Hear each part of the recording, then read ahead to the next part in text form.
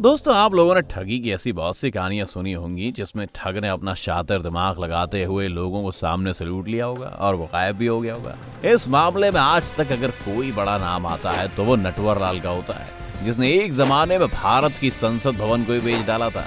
इसी ठगी के सिलसिले में आज हम आपको ऐसे ही एक ठग की कहानी सुनाने जा रहे हैं जिसका नाम सुकेश चंद्रशेखर है और जिसने 200 करोड़ रुपए तिहाड़ जेल में बंद रहते हुए ठग लिए, जिसकी कहानी सुनकर आप भी एक बार तंग रह जाएंगे। कहानी शुरू होती है 15 जून 2020 से, जब दिल्ली पुलिस को एक नंबर मिलता है। ये एक यूके बेस्ड नंबर होता है, जिसकी और पड़ताल करने पर पता चलता है कि ये नंबर एक दूसरे नंबर से कनेक्टेड है जो कि दिल्ली से ऑपरेट हो रहा है। दिल्ली में जब उस नंबर की लोकेशन पर जाते हैं तो पता चलता है कि ये दिल्ली के रोहिणी इलाके में है। खैर, दिल्ली पुलिस की स्पेशल सेल में ये मामला चल ही रहा होता है कि तभी एक लेडी जिनका नाम अदिति सिंह होता है, वो दिल्ली पुलिस की स्पेशल सेल में इस बात की रिपोर्ट लिखवाने आ जाती है कि उनसे फोन पर बात करके किसी ने उनसे 200 करोड़ रुपए ले लिए। 200 करोड़ सुनते ही पुलिस बिल्कुल तंग रह जाती है, इसीलिए तुरंत पुलिस उनसे वो नंबर लेकर उनकी जांच करती है। पुलिस को पता चलता है कि इनमें से एक नंबर तो वही है जिसकी पुलिस खुद जांच कर रही है। इसके बाद इस कॉमन नंबर जिससे अदिति को फोन आया था उसकी और जांच होनी शुरू हुई तो नेटवर्क ऑपरेटर का पता चला वो एक एयरटेल का नंबर था। तो फिर जब एयरटेल से और करेक्ट लोकेशन मांगी गई तो एयरटेल ने जो लोकेशन पुलिस को दी उसने सबके होश उड़ा दिए। असल में वो नंबर कहीं और नहीं बल्कि रोहिणी इलाके के तिहाड़ जेल का था, जहां के location barrack number 2904 ward number 3 का था, जिसमें कोई और नहीं बल्कि सुकेश बंद था जिसने सारा कांड किया था। ये वही तिहाड़ जेल है जिसमें कहा जाता है कि जैमर लगा हुआ है और कोई कैदी मोबाइल नहीं चला सकता है। खैर, ये बातें कितनी सही हैं ये हम सब जानते हैं। अब वापस आते हैं उस केस पर जो अदिति सिंह ने दर्ज करवाया था।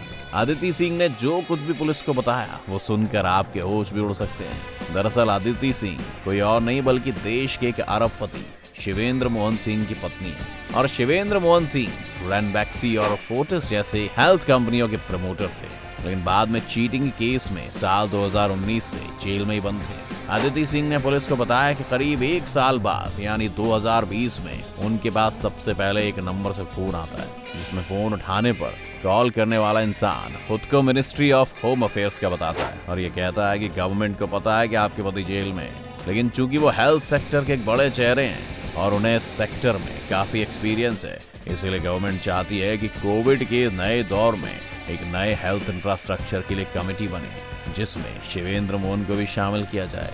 वो शख्स शिवेंद्र का पूरा केस अदिति को बताता है और कहता है कि उसे उनके पति के बारे में सब पता है, बस हम कोशिश कर रहे हैं कि आपके पति को जल्द से जल्द जेल से निकाल लिया जाए। इसके बाद वो शख्स अदिति को एक नंबर देता है, कहता है कि हमारे जूनियर हैं, आप इनसे टच में रहिएगा, सरकार आपके पति को रिहा करवाएगी। क्योंकि फोन करने वाले ने केस की डिटेल्स और सारी जानकारी इतनी प्रॉपर दी थी कि उस पर अदिति सिंह को शक नहीं होता है। शाम को फिर से कॉल आता है जो कि उसी जूनियर का कॉल होता है और वो भी कुछ ऐसे ही बात करता है। फिर अगले दिन एक कॉल आती है, इस बार वो कॉल लैंडलाइन से आती है, इसीलिए अदिति जब उस नंबर को ट्रू कॉलर पर डालती है तो उस पर लिखा आता है होम मिनिस्ट्री।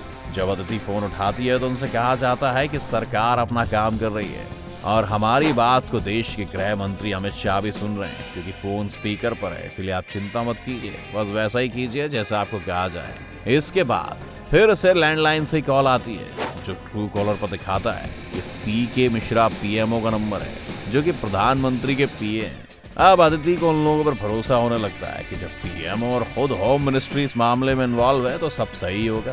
पीके मिश्रा की बातचीत खत्म होती है। उधर से कहा जाता है कि सरकार तो अपना काम कर रही है, लेकिन आप पार्टी फंड के लिए 20 करोड़ रुपए दे दीजिए। और यहीं से शुरू होती है कहानी पैसे ठगने की। अदिति सिंह उस समय सिर्फ ये सोच रही थी कि उनके पति किसी तरह रिहा हो जाएं, इसीलिए उन्होंने उनकी बात मान ली। फोन करने वाले ने भी ये कहा कि आप ये बात किसी से मत कहिएगा, क्योंकि अगर ये बात मीडिया में आएगी कि सरकार आपके पति को छुड़ाने में मदद कर रही है तो काम मुश्किल हो जाएगा।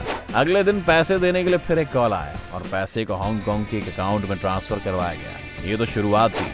इसके बाद कभी स्टेट इलेक्शन के नाम पर तो कभी किसी और चीज के नाम पर अदिति सिंह से फोन करके कुल 30 किश्तों में 200 करोड़ रुपए ठग लिए गए। इसके बाद भी जब कुछ नहीं हुआ, अब फिर उनके पास पैसों के लिए फोन आया तो अदिति सिंह ने पूछा कि आप लोगों ने अब तक कुछ नहीं किया और इतने पैसे तो मैं पहले ही दे चुकी। तो कॉल करने वाले ने उनको धमकाया कि कितने बड़े बड़े बिजनेसमैन के बेल को छोड़कर हम आपके पति के केस में लगे हुए हैं, आप सरकार से पंगा मत लीजिए।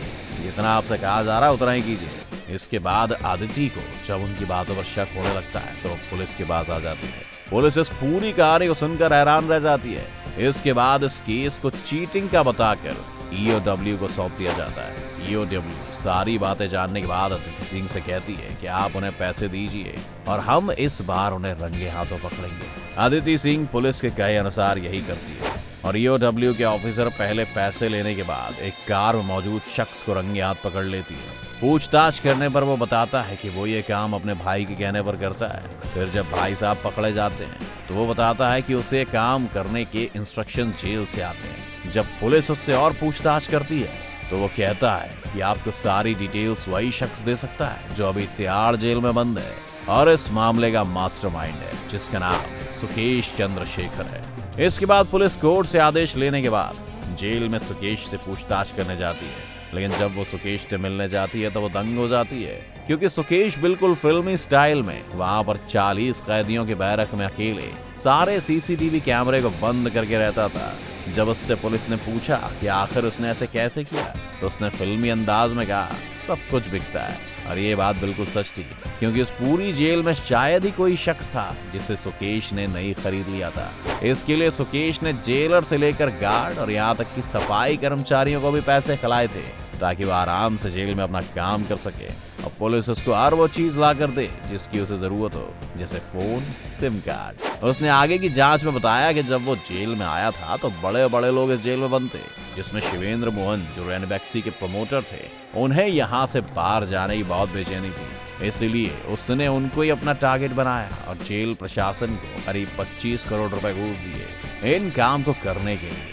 इसके बाद उसने भी वही कहानी सुनाई जो अदिति ने सुनाई थी और बताया कि कैसे उसने एक ऐप के जरिए अपने नंबर को PMO और होम मिनिस्ट्री जैसे नंबर बना दिए और 200 करोड़ रुपए लूट लिए।